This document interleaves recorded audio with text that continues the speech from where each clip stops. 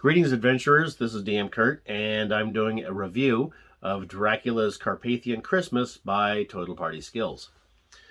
So, the pitch for this game is that you are Christmas elves. It's January 2nd, 1887, and you are called back to the workshop. You're thinking, oh no, automatons have replaced our jobs. But instead, St. Nick has a letter from a small child and a map.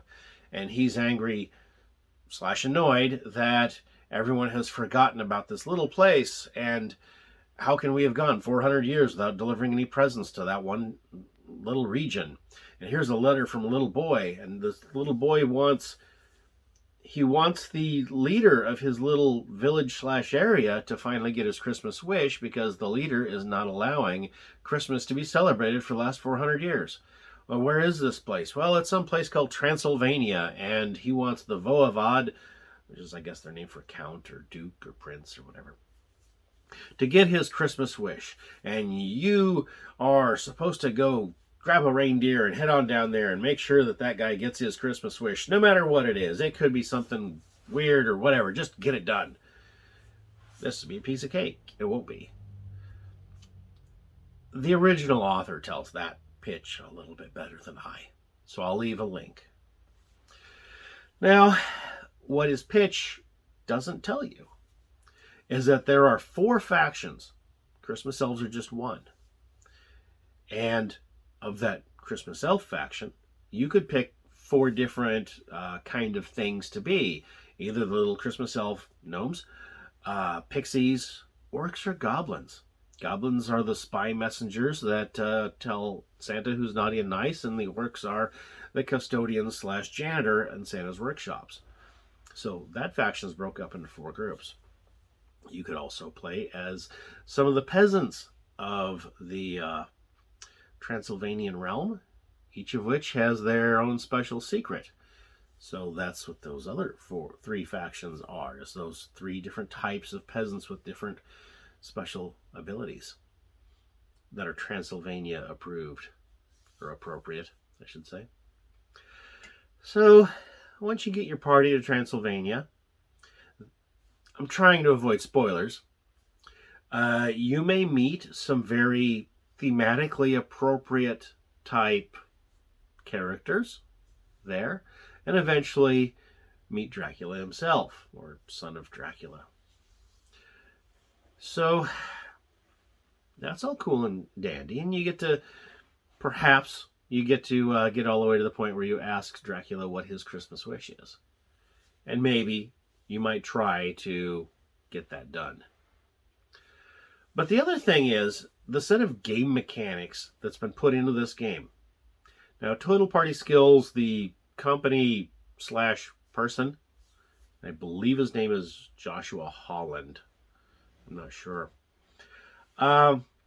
He has a similar set of mechanics for his multiple games that he's put out, some of which don't really speak to me, and some of them do. He has one called Expedition to Ancient Egypt, where Egypt is spelled AEGYPT, and it's available out there.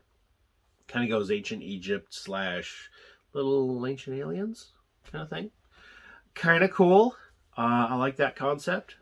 And he has some other things that are a take on various pop culture-ish kind of things. Some of which are kind of cool, some of which I just don't dig. And that might be something to look at. So if you're looking for independent creators, take a look at that dude. Now, his game mechanics I find interesting because they're not just some retread of basic D&D.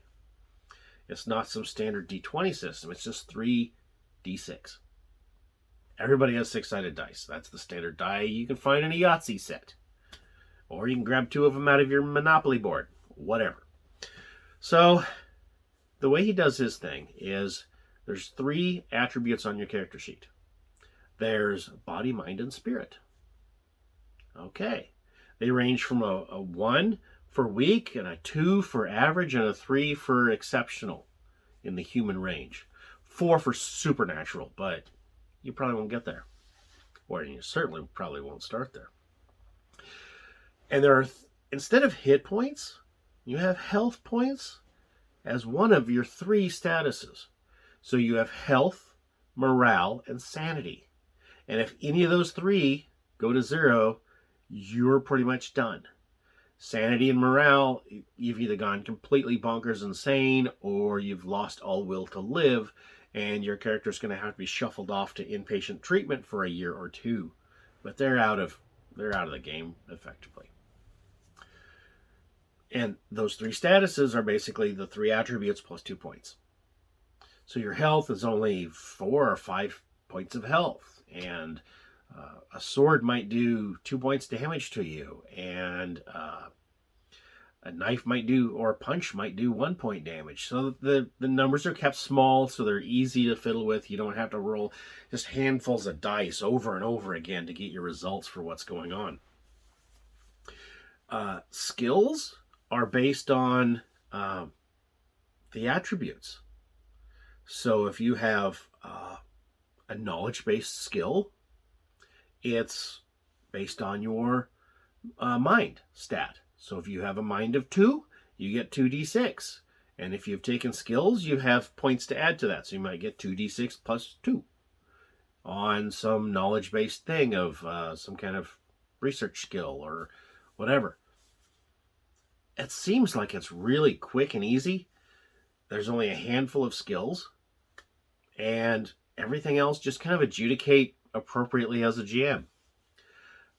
There's a magic system in it, and instead of in D&D, where you have to say, okay, well, I have this many, I have spell levels, and of those spell levels, I have so many spell slots, and I got to spend those as a resource so that it comes back when I rest. No, this is, they just treat them like skills. All your spells for your spellcasters, they're skills. I'm going to try Fireball. Well, Fireball is a difficulty hard, and it uses your mind stat. So you got to roll your d6s for mind, add a couple points, and if it's high enough, it works. Okay, seems pretty simple. Seems pretty workable. I like the way that he did his game mechanics. There's still a little bit I need to fiddle around with that, but I would give him an overall good review, both for the concept and storyline, and for his set of game mechanics that he puts through most of his games.